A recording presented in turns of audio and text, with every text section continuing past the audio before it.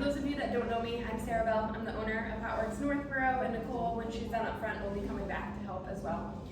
So we just wanted, actually this was Carrie's idea, so thank you to Carrie. It's always nice when our members suggest or ask for support in different areas, and being a mom myself, I have a 10-year-old and a 12-year-old boy. When our kids get home from school for the summer, it's always like, what the heck do you feed them? Because they eat so many times more when they're home and they're bored. So we wanted to provide some just general nutritional guidance as well as some snack ideas, not only for your kids, but just for you, your family, and ideas to help you stay fueled and energized and full longer so you're not just snacking all day long. So that's really the purpose. So we're going to go through some nutrition basics.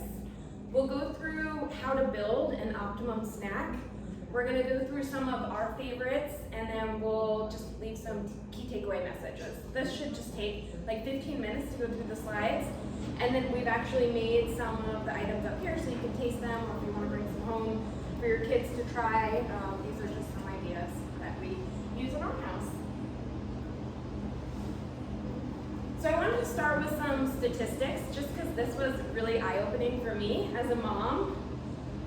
So on average, U.S. children consume 17 teaspoons of sugar, added sugar per day, and the American Heart Association recommends less than 6 teaspoons. So just as a nation, we're consuming more sugar than ever, and it's not something to be shamed about because the world is working against us. Our food supply, food companies, marketing, and it's all targeted to our kids, right? It's all they're seeing in the grocery stores at their level. It's all they're seeing on YouTube, right? People promoting these products, which aren't good for our kids, whether it's high sugar content or lots of additives, dyes, and chemicals that they're consuming. Just something to be aware of, right? And 63% of youth consume at least one sugary drink per day, which contributes a ton to the amount of sugar they're consuming. Simply cutting out non-water beverages can hugely help in the amount of sugar that you're consuming and your kids are consuming. So, not letting them have soda and juice and Gatorade, and opting for cleaner, healthier options to get those electrolytes. 1 in 5 children in the U.S. at this point are obese, and even more overweight. Less than 1 in 10 children and adolescents eat the recommended amount of vegetables per day, right? We're consuming a lot of packaged and processed foods and snacks. And more than 27% of children's daily calories are coming from snacks at this point. So 1 in 5 children are snacking up to 6 times per day, when really kids should be consuming no more than 2 snacks. Like looking at kind of your 3 meals and then a snack in between breakfast and lunch, and a snack in between lunch and dinner is really optimum. And children not only are consuming more calories and a lot more non-nutritional calories, but they're also spending an average of 7 hours a day on screens for entertainment, which just makes them more inactive than normal, right? We grew up, we were outside playing all day long. Nowadays, kids are on video games or on electronics, and those things are designed to suck our kids in, right? In that mindless loop, right? YouTube, and they just go down these rabbit holes, and they get almost entranced. Some kids don't even eat because they're so entranced in the device. So we have it kind of both spectrums, right? You have the kids that are constantly snacking, and then you have the kids that forget to eat because they're just so into their electronics. And as working parents, right, you need peace and quiet, and it's great when your kid's on a device because they're quiet and you can get work done. But unfortunately,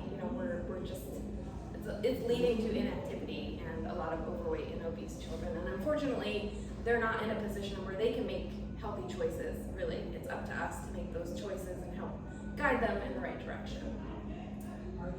And this statistic I recently saw in an article, but overeating and being overweight has, for the first time in the world, outpaced the as a health problem, lack of nutrition. So there are more basically overfed people in the world than malnourished or underfed people for the first time ever. And so this is a huge problem. So what do we need? There are 5 main nutrients. So we have the macronutrients, carbohydrates, fats, and proteins. We have micronutrients, vitamins, minerals, and then there's water in there. It's also another key nutrient that we need to be concerned about. Fiber, in this case, is included in carbohydrates, and we'll kind of break it down one layer further. So when we look at the macronutrients, carbohydrates, fats, and proteins, within carbs we have simple carbohydrates. So these are going to be things that give you quick energy. They can be from natural sources, things like fruit, milk, honey, carrots, beets. Again, those are quick energy sources. But then also this is where processed sources fall in, like table sugar, candy, processed baked goods, sugary drinks, ice cream, all those sweets that kids love. Within carbohydrates, we also have complex carbohydrates. So these are going to be things that we break down more gradually, and you get a more sustained release of energy. So these are going to be things like whole grains, quinoa, legumes, vegetables, nuts, and seeds. So those are the better carbohydrates that we want to be consuming. And then you have fiber. Fiber can't be digested. Its main purpose really is to help food move through the digestive tract. And it actually plays a huge role in helping us balance and control our blood sugar. We'll talk about that a little bit. Within the fats category, you have saturated fats. These can be found in a lot of meats, dairy foods, lards, oils, a lot of processed foods, and eating a lot of saturated fats is linked to increased levels of cholesterol in your blood. Then you have unsaturated. These are going to be more plant-based oils, nuts, seeds, fish. These are where we, call kind of the healthier fats, avocado, right? And then you have trans, which are really bad. We want to eliminate or minimize trans fats at all costs. This is where like partially hydrogenated oils fall in, fried foods, margarine, butter, or margarine, shortening, things like that. And that's where we see a close link to increased heart disease, stroke, and other health problems. And then proteins really are made up of amino acids. They're used to not only produce new tissues, but to help repair damaged tissues in our body. Think about your muscle tissue. They make up the majority of the enzymes that we use for digestion and our immunity. And they are also a secondary source of fuel in our body. So when we don't have carbohydrates or glucose to fuel us, we will resort to protein and then fat. And most proteins, they're either animal-based or plant-based. So that's an overview of the macronutrients. And then I wanted to provide some blood sugar basics because honestly, if you can balance your blood sugar, it is the key to optimum health and longevity. I always tell people, like, if you can just focus on balancing your blood sugar, everything else will fall into place. You'll eat better, you'll feel better, you will likely drop weight as a result of just focusing on this one thing and teaching your kids to focus on this one thing. Especially with kids, we don't want to make it about their weight, right? We want to make it about their health. And if you have kids that are active, you can even tie what they're eating to how it helps them perform, run faster, feel better, have more energy. We do that a lot in our house. If my kids want to eat something that's not good for them right before practice, I say, okay, let's try it today and let me know how your practice goes. And then the next day we try something different. Okay, how did that make you feel as compared to, eating this piece of candy before your practice yesterday? So really helping them understand and associate what they eat and how it makes them feel, especially as it pertains to activities that they enjoy doing. So in terms of blood sugar, I'm sure many of you have heard of the blood sugar roller coaster, right? So what happens is when our blood sugar gets low, it causes us to feel hungry, irritable, tired, sluggish, right? And that's when it's telling our body, okay, we need to increase our blood sugar. So that's when we eat. Typically, when you're at that very low point, you're going to crave simple carbs, sugars, right? Quick, easy energy. Well, what happens is when we eat that, and sometimes I've heard this, don't ever eat a carb naked. If you just go and eat a piece of fruit or a package of you're a kid, something that's just a carb by itself, what's gonna happen is your blood sugar is gonna shoot up, right? That's gonna give you this energy burst, it's gonna make you feel great, and then you're gonna crash, right? And then it's gonna come back down. And then you're gonna be looking for your next snack. And this is what happens with kids a lot, is they're snacking on crackers. Even as parents, we're like, have a piece of fruit. But eating a piece of fruit by itself really is not serving you. It's causing your blood sugar to spike, and you're gonna come crashing down. You're gonna be hungry probably within an hour, and you're going to be grabbing for something else. So the key to balancing your blood sugar is to be additive to your snack. And we always talk about this at home, right, Ethan? Yeah. You can have some goldfish, but what do you have to have with it? Protein. Some protein, yes. Or you can have an apple, but dip it in some peanut butter. But always adding some fiber, some fat, or some protein, or a combination of those to your snack is really the key to balancing blood sugar. And when you balance your blood sugar, you're going to feel satisfied for longer. You're going to have more sustainable energy. You're not going to see like big spikes in energy and big crashes in energy, which are making you go for sugar or caffeine if you're an adult. So some ways to do that is, one, avoid refined carbohydrates, right? Don't go for the muffins and the cookies and the cakes, especially if you work in an office. I know a lot of us don't anymore, but it's very common, especially in the summer graduation party time. People have all these sweets or cakes left over, they bring it to work, right? And inevitably you end up eating it, but we want to stay away from those, especially during the workday, because you're gonna get that crash. You're gonna wanna take a nap, and then you're gonna be going for caffeine or looking for some other, chocolate or something mid-afternoon. You wanna reduce or eliminate foods and beverages high in added sugars.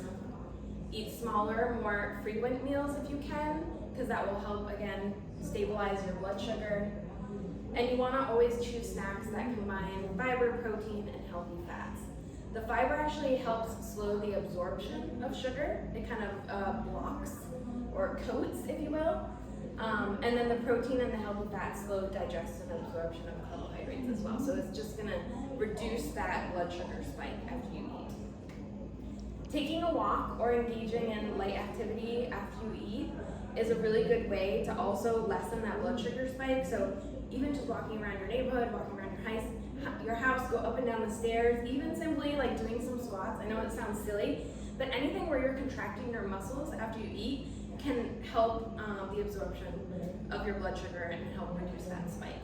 And so even getting your kids into the habit of doing some movement after they eat can help a lot. Staying hydrated, drinking lots of water is important, and this probably isn't a hack that your kids will enjoy, but as an adult, if you are going to consume like a high sugar content meal, you can consume like a glass of water with a tablespoon of vinegar, preferably apple cider vinegar, beforehand. It will help reduce your blood sugar spike.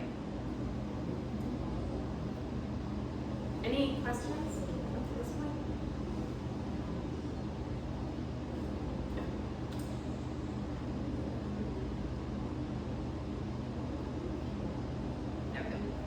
This is just, and I have a QR code at the end where you can download like a little guide that has all this information in it.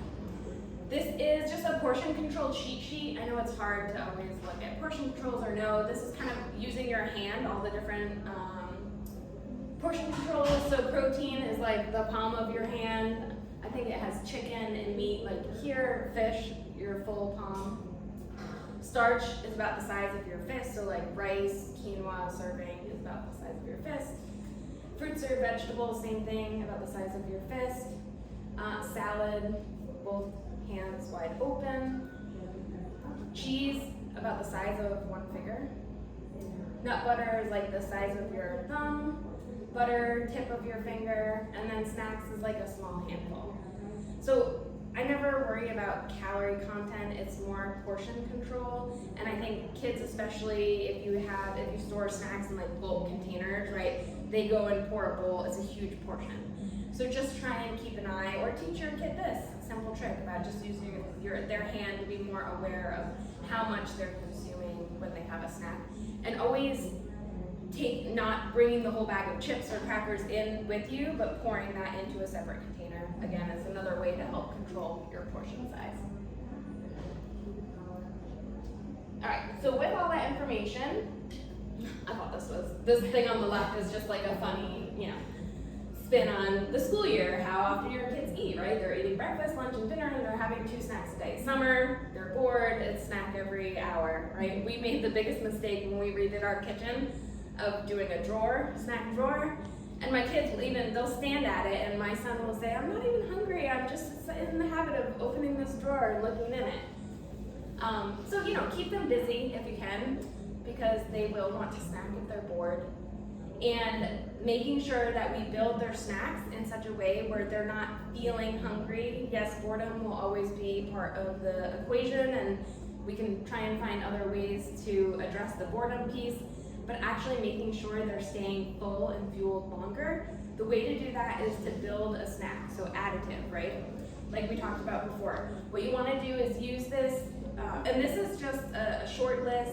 If you Google snack builder, there's lots of resources out there. So what I would suggest, if you are, trying to get your kids to eat healthy, go through each of the columns and pick a few things that they enjoy eating, and make a list like this where you have it on the fridge. Have them pick 1 or 2 things from each category to build their snack, and make it fun for them, right? Kids want choices. They don't want to be told what they have to eat, and make sure they find things that they enjoy, but it's also fueling them and helping them stay full. So you want to pick 2 things from at least 2 of the columns. If you want to go with all 3, you're welcome to go with all 3. So if you want to do Greek yogurt with some berries on it, if you want to do, apples with some peanut butter, vegetables with some Greek yogurt dip. There's lots of options, and there's ways to make healthy food taste good for kids, and we have some ideas here, but we have a lot more resources in the guide that we're gonna share with you. But this is just a quick little thing, and I think a lot of people, when they think eating healthy, they think eating fruits and vegetables, but if you don't combine those with a fat, a fiber, or a protein, you're kind of losing the health effect of just eating that fruit by itself. All right, so some of our favorite fueling snacks are ants on a log, right? Celery, some peanut butter, raisins or craisins on top. Again, these are things, if you cut up the celery, your kids can make that. Yes, they probably will make a mess, but it's something fun for them to do. Overnight oats, great for kids as well as parents. It does take a little bit of preparation, but you literally can put everything in a jar and put it in the fridge and you have it the next day. And there's so many different options of overnight oats that you can make based on what your flavor preferences are. There's I think a chocolate one linked here.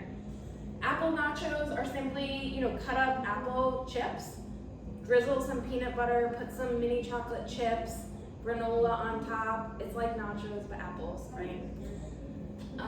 Trail mix, we make a big thing of trail mix. We just buy all the nuts at Trader Joe's, put it in there. It's a great thing to take, especially if we have a sporting event in the car, because we can all eat it, and it's a good way to get everything all in one kind of pack. Just with nuts, be mindful of portion control. It's very easy to overconsume.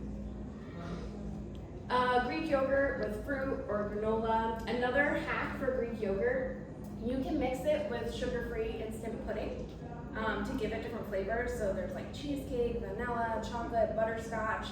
If you just mix it in there and stick it in the fridge, it's like pudding almost. So you can use it as a fruit dip, or they can just eat it like that. But it gives plain Greek yogurt more of a tasteful flavor. Tortilla pinwheels, these are just tortillas. You can spread some hummus or cream cheese, with some meat and cheese in there, and roll them up, cut them up just as a snack. Fruit kebabs, simply just put fruit on a stick. Rice cakes with nut butter, it's a popular one in our house. Oops. We might have lost it. That's okay. Whole wheat crackers and cheese, protein energy balls. So we have them up here. This is just peanut butter and vanilla protein. This is like a chocolate mocha. So welcome to try those. Protein balls are like overnight oats in that you can do any sort of flavor based on if you want to use a protein powder. Now there's so many options with different flavors, but like you can do carrot cake and birthday cake and whatever. I mean, if you Google protein energy balls, there's so many different options. Fruit smoothies are a good one. Nicole also made some protein popsicles.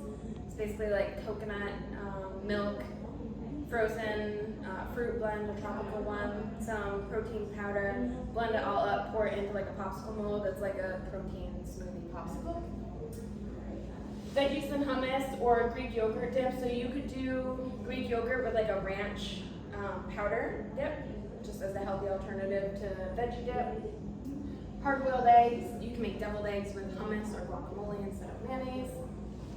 The protein popsicles and cottage cheese cookie dough. There's now, I don't know if you're into the whole cottage cheese craze, but like TikTok, Instagram have all of these crazy recipes using cottage cheese. These muffins actually are made with cottage cheese. So there's a lot of good ways to make it taste like almost like a cheesecake flavoring. And then our final tips and takeaways. A balanced diet includes carbs, proteins, fat, fiber, vitamins, minerals, and water. The key to good nutrition is balance, quality, and timing. So making sure we have all of those macronutrients, whether it's a meal or a snack, really trying to get everything crammed into that meal or snack. Quality over, I always say this, count chemicals, not calories. If you can just eat more of a whole food diet, shop the perimeter of the grocery store and get your kids eating as much whole foods as possible and eliminating the processed foods, by nature you are going to feel and look a lot better. Especially kids, like all these dyes and things they're putting in our food now. It just makes kids act kind of crazy. And then timing is just, trying to eat kind of 6 small meals a day to maintain your blood sugar. Maintaining blood sugar is the #1 thing you can do to improve your health. I will not stress that enough. Stay hydrated and then minimize saturated fat and sugar. So it's very simple, actually. It's just hard to implement and do regularly because of the world we live in and the busy lives that we all lead. So I think preparation is key, especially if you have long days outside of the house where your first inclination will be, let's go stop for fast food or let's swing by and get pizza on the way home. Being prepared is critical. So whether that's having stuff in your fridge to make a quick meal when you get home, or packing your lunches, or at least packing snacks in the car that you have on hand so that you're in control of what you're eating and not at the whim of snack shacks and whatnot. I mean, we're always on the road with sports and people actually make fun of us now because we pack coolers and bring our food everywhere we go and they're like, oh, what do you guys got today? But it helps us save a lot of money and it helps us eat a lot better than otherwise. So with that, if you guys, you can't see this, but I'll leave this up here. If you want to scan this and download it, it has a guide with all the information that we shared, and then you can download it and print that at home or just use it as a resource electronically.